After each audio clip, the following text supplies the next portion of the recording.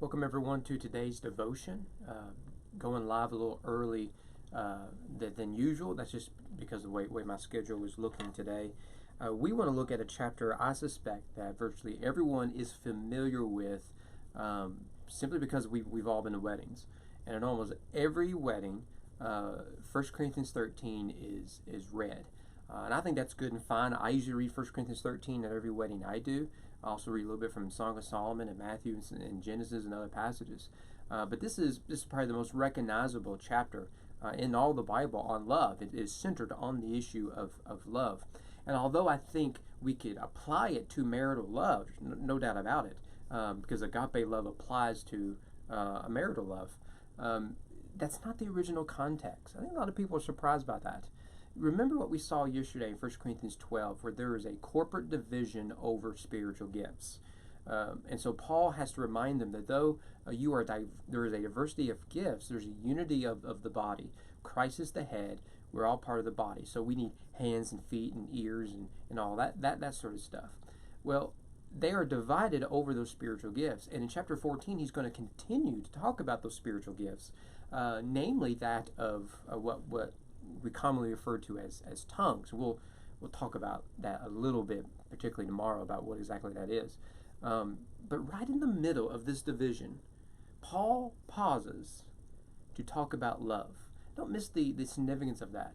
Remember that whenever we began this study of Corinthians, particularly in those first two chapters, we saw Paul setting a standard by which he would address division and then remind them of the gospel. What brings people together is not politics, it isn't entertainment, it isn't intimacy, it isn't any of these things. It is the gospel of Jesus. We have a common vision, a common identity, and a common Lord. Then we can take these peripheral issues, and the Corinthians are dealing with ethical questions, preferential issues, corporate divisions, theological divisions, civil divisions. And Paul says those things can work out and you can find reconciliation if you got Jesus right. But when you take your eyes off of Jesus, what you're going to have is pulling each other apart, devouring one another. And Paul would write in Colossians that it is Christ who holds everything together. So when you don't have Christ, then everything starts to fall apart. Well, notice how he begins three verses. If I speak with the tongues of men of angels, but have not love, if I have prophetic powers, but have and understand all mysteries and knowledge, but have not love, if I have all faith to remove mountains, but have not love, if I give away all that I have, even my body be burned, but have not love, right? So he says that you are nothing, you have gained nothing. Now we need to understand not to take Paul literally here in one sense. Yes, what he says is literal, but it's not strictly literal. By that I mean he's using hyperbole, exaggeration. So when he says, for example, if I speak with the tongues of men and of angels, that doesn't necessarily mean that angels speak a special language. Every time angels speak in the Bible, they speak in language that the person they're speaking to can understand them. Mary, you're going to be pregnant.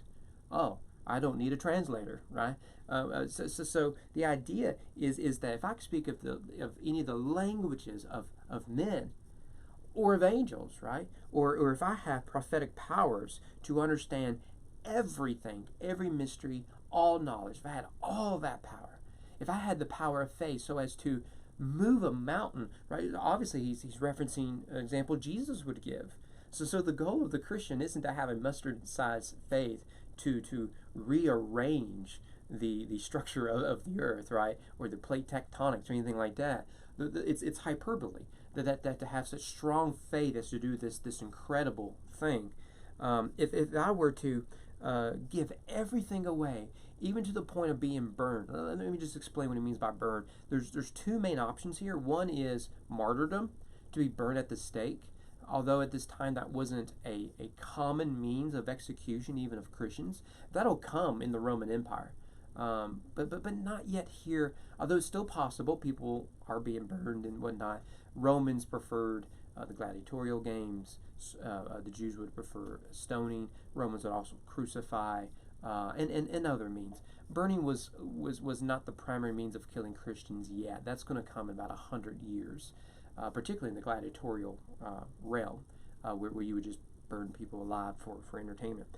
What it could also reference, neither one of these is possible, is branding, particularly branding as a slave. It was common for Christians at this time.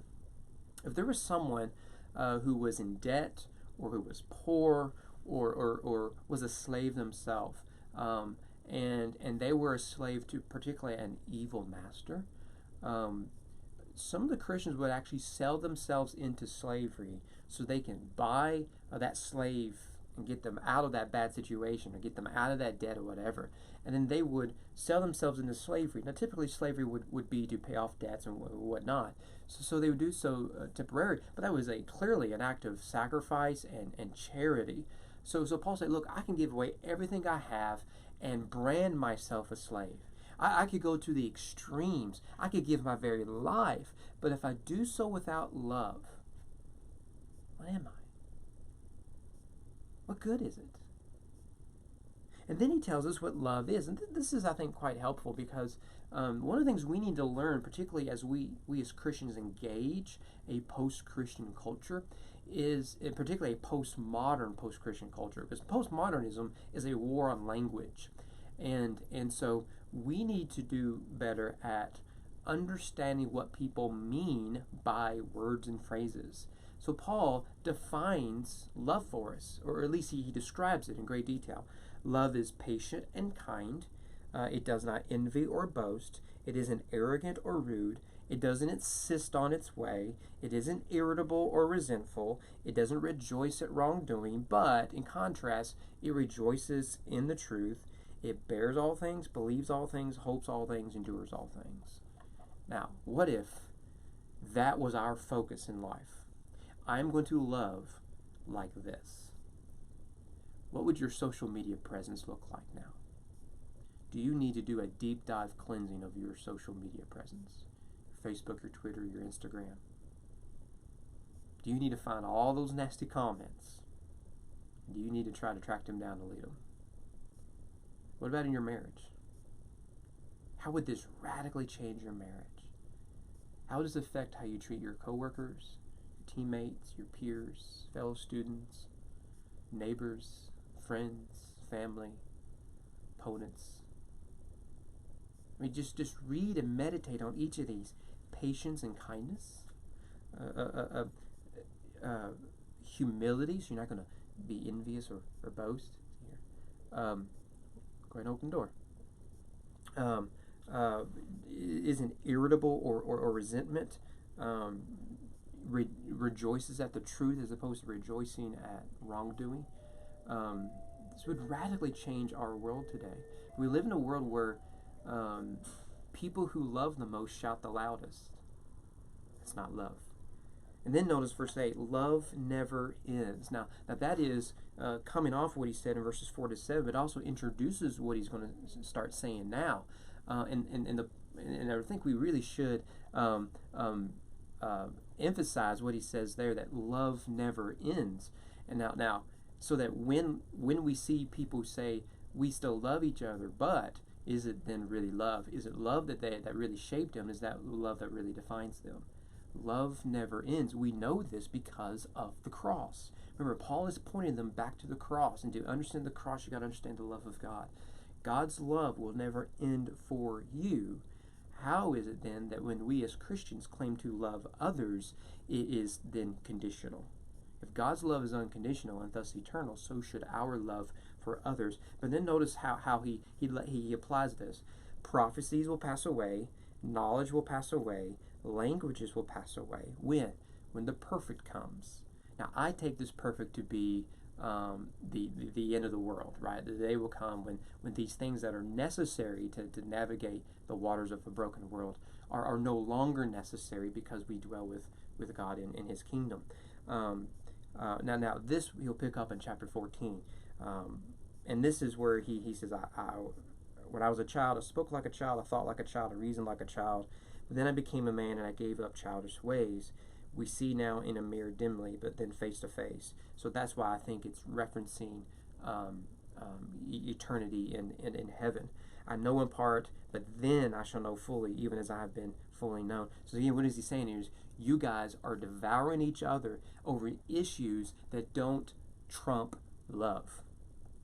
If your gift of prophecy or tongues or faith or teaching or leadership or administration, whatever, if your identity is in that, you've forgotten that your identity is in a God who's loved you enough to die for you.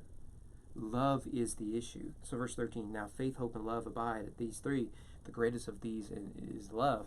And so what they are doing is they are majoring on the minors, minoring on the majors. Love is the key. How vital it is that we grasp this singular chapter. We will do well to memorize it, to meditate upon it, and to apply it to our lives. Lord willing, we'll see you guys here tomorrow.